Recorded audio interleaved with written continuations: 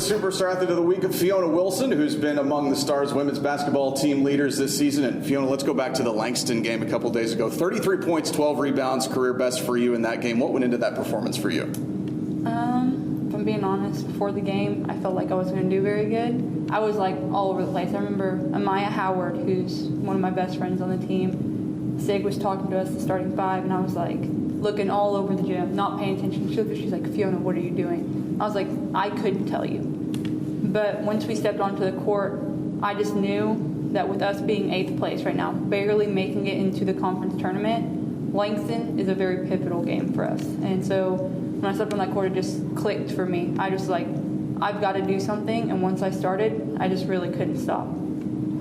How do you feel like your role and your skills have changed and expanded on this year's team versus last year? Well, my whole career, I've been a shooting guard.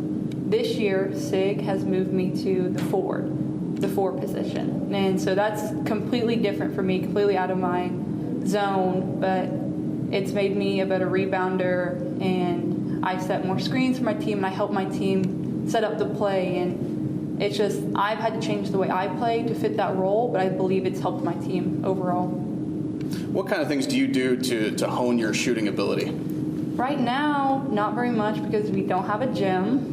But before that, just a lot of shooting practice. Like at my JUCO, we had to get in 200 shots like every 2 days. And so I was just in the gym all the time shooting. And in high school, my coach would stay after and shoot with me. My mom would rebound for me. So it's just a lot of practicing the skill to get it better.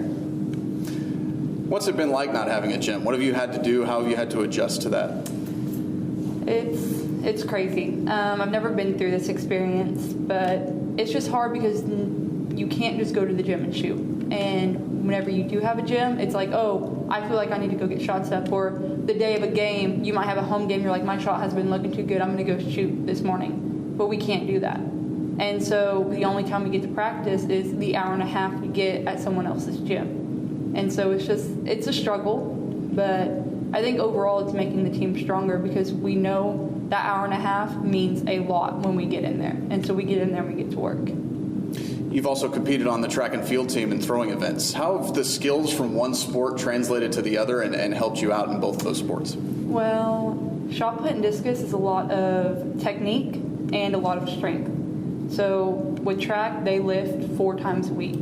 And so when I'm in track season, I'm getting stronger. And I lift 4 times a week. And that helps me with rebounding on the court and guarding post players. So a lot of strength aspect. And then the technique, it's like when I'm throwing, I have to think about what I'm doing. I have to make sure I go through the motions correctly. And it's the same with basketball. So now whenever I shoot, I'm like, am I flexing my abs? Are my arms going all the way up? It's just, it makes me think about my shot and the technique that I'm using. Tell us the story about your tattoo. So my tattoo says "Goddess on the Court," and whenever I played in high school, my great-grandpa watched me play only 1 game, and he passed away at 99. And the way he described the way I play on the court is he said I play like a goddess on the court. And so whenever he passed away, I got the tattoo in his memory. What brought you here to OCU?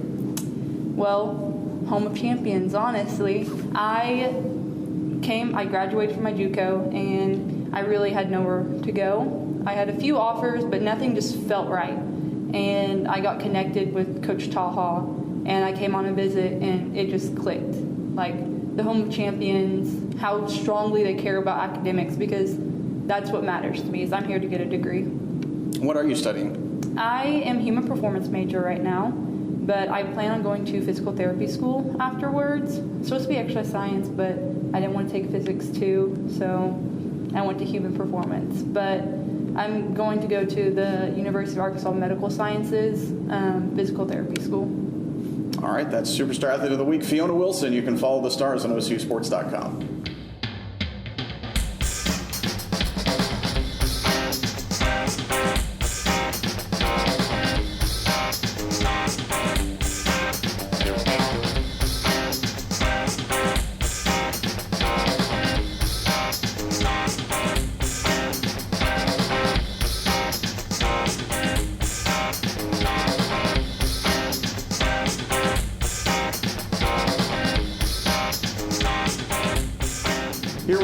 competitive cheerleading coach Alicia Bailey. The Stars opened their season with the Oklahoma City Classic this past weekend. And Coach, you guys had the top score in the Oklahoma City Classic, 86.75. Tell us about your team's performance in the event. I think it was a good opening performance for us to start the season off.